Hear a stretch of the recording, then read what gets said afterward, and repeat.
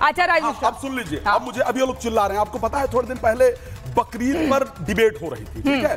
तो यही मुमताज आलम रिजवी और या इनके जो लोग हैं खानदान वाले, जो आसपास वाले हैं, ये बड़े छाती पीट पीट के चिल्ला रहे थे, आर्टिकल 25 हमें अधिकार देता है, हम अपने त्योहार को मना सकते हैं।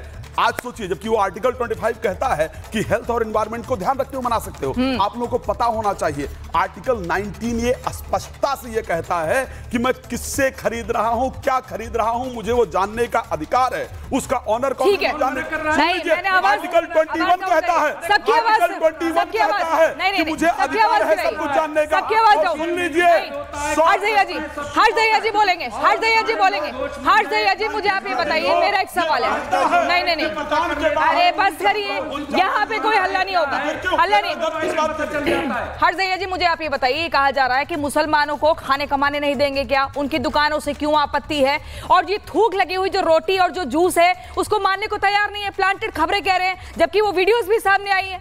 प्रियंका जी, मेरा सिंपल सा सवाल है सभी से। एक तो पहला, मेरा स्टेटमेंट की प्रत्यक्ष को प्रमाण की जरूरत नहीं होती। इतने सारे वीडियोस हैं, इतने सारे एग्जाम्पल हैं जिसमें थूक मिलाया जा रहा है, जिसमें एडल्ट्रेशन की जा रही है फूड में, सिर्फ धर्म की वजह से, सिर्फ और सिर्फ धर्म की वजह से। जो पकड़ा जा रहा है वो कह रहा है कि मेरा धर्म ये सिखाता है, और जो यहां पे डिफेंड कर रहे हैं वो कहते हैं कि धर्म ऐसा कुछ सिखाता ही नहीं।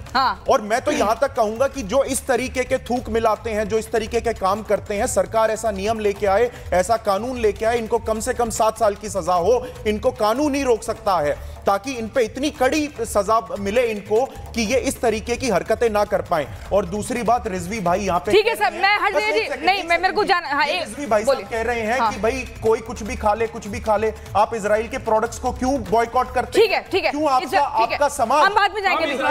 एक सेकंड, राजेश चौधरी, राजेश चौधरी, राजेश चौधरी जी, अभी सब शांत हो जाइए, सब शांत हो जाइए, सब शांत।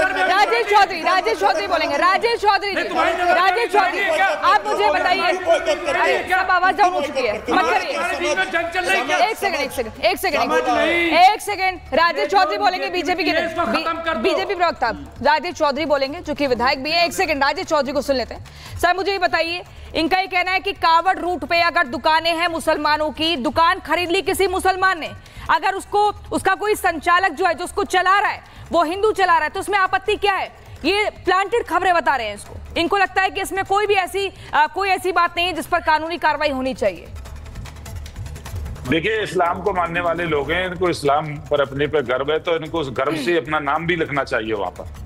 मेरा धर्म है हिंदू धर्म, में पवित्रता के साथ अपने धर्म का पालन करना चाहता हूँ। मेरी यात्रा है कांवड़ यात्रा, मैं पवित्रता के साथ उस धार्मिक अनुष्ठान को पूरा करना चाहता हूँ। किसी को यह अधिकार नहीं है कि मेरे धर्म में कोई विधर्मी आकर के मेरा धर्म भ्रष्ट करने का काम करे, खाने की चीज में कुछ मिलाने का काम करे।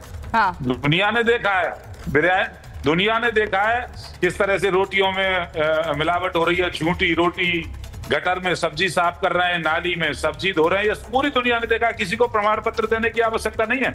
और जब आप इस्लाम को मान रहे हो, आपको अपने इस्लाम पे गर्व है, तो गर्व से अपना नाम लिखिए ना भाई। किसने रोका है? किसने रोका? करिए ना।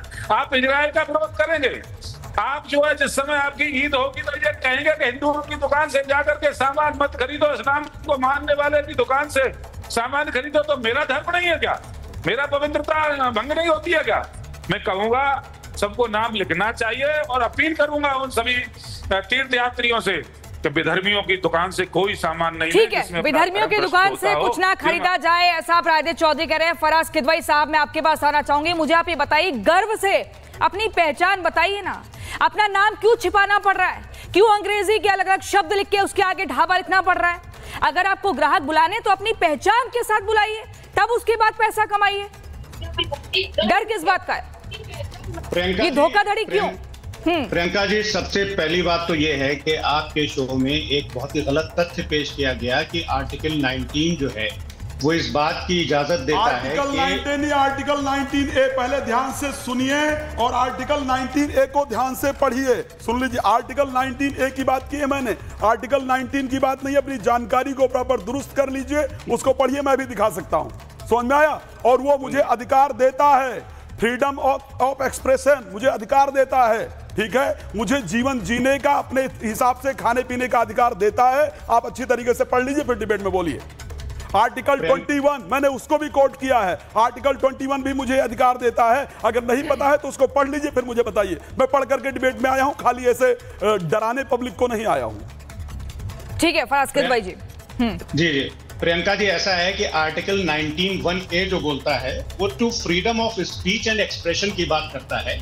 वो बिल्कुल भी इस बात की इजाजत नहीं देता है कि आप जबरदस्ती किसी से उसका नाम पूछेंगे। आपको पसंद और नापसंद व्यक्त करने का अधिकार है। ये आर्टिकल 19A ही कहता है। मैं आपको बड़ा क्लियरली बता देता हूं, अपनी पसंद और नापसंद को व्यक्त करने का भी अधिकार रखते हैं। इसमें किसी वस्तु, सेवा या व्यक्ति से संबंधित अपना रुख रखना भी शामिल है। इसको ध्यान रखिएगा। आप ढंग से पढ़ लीजिए। अगर नहीं पढ़े हैं तो ठीक वाली संविधान की किताब ले आइए, जो रोज लेकर के घूमते हैं छोटी सी, उसको लेके मत घूमिए। ठीक है, सही वाली ले। ठीक है, फराज किद भाई जी बोलेंगे जी। प्रियंका जी, आप ऐसा करिए, मुझे इस डिबेट से एग्जिट करा दिए। आप जा सकते हैं। ठीक है, एक सेकंड सर, आप मेरे सवाल का जवाब दीजिए, अपनी बात को भी रखिए। आप मेरे सवाल का जवाब दीजिए कि अगर हाँ गर्व से अपनी पहचान बताने में क्या दिक्कत है? नहीं, बात तो सुनिए। पहले आप इस बात की गारंटी लीजिए कि कोई बदतमीज आदमी बदतमीजी नहीं। सुन लीजिए, बदतमीज होंगे आप। नहीं प्रियंका जी, ऐसे कैसे बोल सकते हैं? फराज किद भाई जी देखिए, फराज किद भाई जी को कोट करना बदतमीजी है। एक सेकंड, फराज किद भाई जी कैसे बोल सकते हो? देखिए, सभी यहाँ पर भाषा की मर्यादा बनाए रखिए। मतलब सभी यहाँ पर भाषा की मर्यादा बनाए रखिए। ठीक है, लेट हिम स्पीक ना प्लीज। तमीज सीख लो सबसे पहले डिबेट में। फराज किद भाई जी, अब आप बोलिए। आप अपनी बात को रखिए प्लीज। भाषा की मर्यादा मत गिराइए प्लीज। टाइम कम है मेरे पास। बस हो गया ना, बस। अरे डोंट स्ट्रेच ना, बस। ठीक है, डू नॉट स्ट्रेच। आप बोलिए फराज किद भाई जी। प्रियंका जी, ये व्यक्ति जो भी चीख रहा था, मैंने तो इसको बदतमीज कहा ही नहीं। ये तो अपने आप चीखने लगा। सर, आप मेरे सवाल का जवाब दीजिए।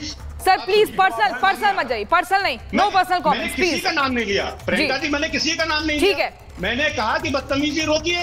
अब किसी को अगर लग रहा है कि वो बदतमीज है, वो चिल्ला रहा है, ऐसा है कि अरे सर प्लीज, अब इसको आप क्या डिरेल कर रहे हैं? पूरी डिबेट को डिरेल कर रहे हैं। हो तो जवाब देना। ये एक्स्ट्रा कमेंट्री की कोई नहीं है तो इधर उधर करके डिबेट को डिरेल मत करो। हो गया, कोई एक्स्ट्रा कमेंट्री नहीं प्लीज।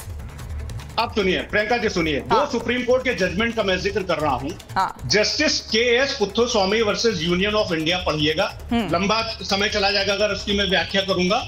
और सोदन सिंह वर्सेस एनडीएमसी 1989 का केस पढ़िएगा। उसमें ये स्पष्ट लिखा हुआ है, माननीय सुप्रीम कोर्ट ने ये स्पष्ट किया है कि जो फुटपाथ पर रेहड़ी लगाते हैं लोग, वो एक सम्मानजनक व्यवसाय है और वो मौलिक अधिकारों में आता है। और उसकी जो व्याख्या की गई है उसमें ये बिल्कुल नहीं लिखा हुआ है कि वहां पर अपना नाम लिखना जो है वो जरूरी। अब हम आ जाते हैं। अकबर है, अकबरुद्दीन है, क्या नाम है, लिखेंगे कि नहीं लिखेंगे? सम्मान पूर्वक अपना नाम लिखिए। ये नाम जानने का अधिकार मेरा है। मैं किसकी दुकान से सामान ले रहा हूँ? भैया, इस देश ने देखा है बिरयानी में ऐसी दवा मिला करके बेचते हुए।